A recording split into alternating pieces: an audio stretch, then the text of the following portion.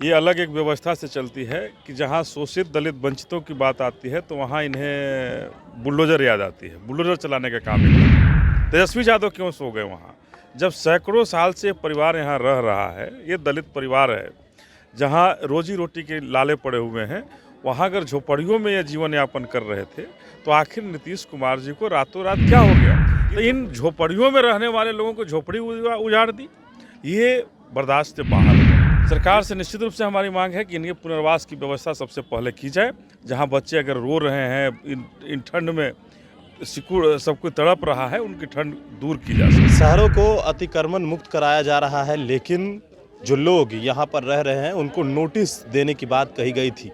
उनके लिए पहले रहने की व्यवस्था करवाने की बात कही गई थी, लेकिन ऐसा कुछ हुआ नहीं। ये तस्वीर जो आप हमारे पीछे देख रहे हैं वो देख सकते हैं कि किस तरीके से तमाम जो घर है उसको तोड़ दिया गया है बिना नोटिस के।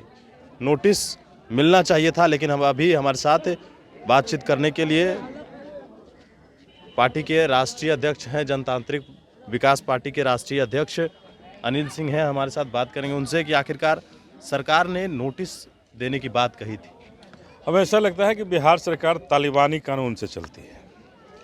ये अलग एक व्यवस्था से चलती है कि जहाँ शोषित दलित वंचितों की बात आती है तो वहाँ इन्हें बुलडोजर याद आती है। बुलडोजर चलाने का काम ये कर रहे हैं। और जब सामंतवादी ताकतों पर को बचाने की बात होती है तो वहाँ कुछ और रास्ते से ये बचा लेते हैं। ये आखिर इन गरीबों की जो सैकड़ों साल से झोपड़ियाँ यहाँ थी, किन की नज़र लग गई? नीतीश कुमार क्यों सो गए वहाँ? तेजस्वी यादव क्यों सो गए वहाँ? जब सैकड़ों साल से परिवार यहाँ रह रहा है। ये दलित परिवार है जहाँ रोजी रोटी के लाले पड़े हुए हैं। वहाँ अगर झोपड़ियों में ये जीवन यापन कर रहे थे तो आखिर नीतीश कुमार जी को रातों रात क्या हो गया? किन झोपड़ियों को उजाड़ दिया गया? इनके घर में बच्चे खेल रहे थे और ये कहीं काम करने गए थे और आनन फानन में दोपहर में आकर के उन झोपड़ियों को उजाड़ दिया गया बिना किसी पुनर्वास का, बिना किसी व्यवस्था का।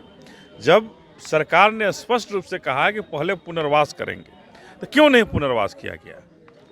आखिर किनके इशारे पर ऐसा हुआ? उन पर मुकदमा दर्ज होना चाहिए कि आखिर क्यों दलित परिवारों को तोड़ा गया है घरों। आप भी यहाँ पहुँचे हैं, आपने क्या क्या देखा है? लोगों से बात देखिए, हमने लोगों का दर्द सुना। दर्द सुनने के बाद मैं यहाँ आया और यहाँ की तरफ और व्यवस्था को देख करके निश्चित रूप से मैं मर्माहत हूँ कि आखिर ये सरकार, बिहार की सरकार ऐसा कैसे कर सकती है? इस ठंड के मौके में एक कंबल तो देने से रही, तो इन झोपड़ियों में रहने वाले लोगों को झोपड़ी उजाड़ दी, ये बर्दाश्त से बाहर है, ये सीमा से बाहर है। और ऐसा सरकार को नहीं करना चाहिए कि किसी भी बाबा साहब को मानने वाले लोगों पर इस तरह से बुलडोजर चलाने का काम करे।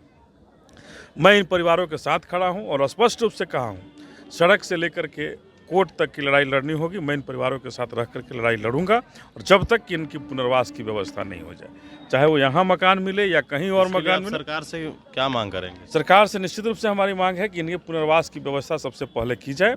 जहाँ बच्चे अगर रो रहे हैं इन ठंड में, सब कोई तड़प रहा है, उनकी ठंड दूर की जा सके। पुनर्वास की व्यवस्था सबसे पहले है हमारी, और पुनर्वास के लिए जो भी हो सकता है इस सरकार को सबसे पहले करनी चाहिए।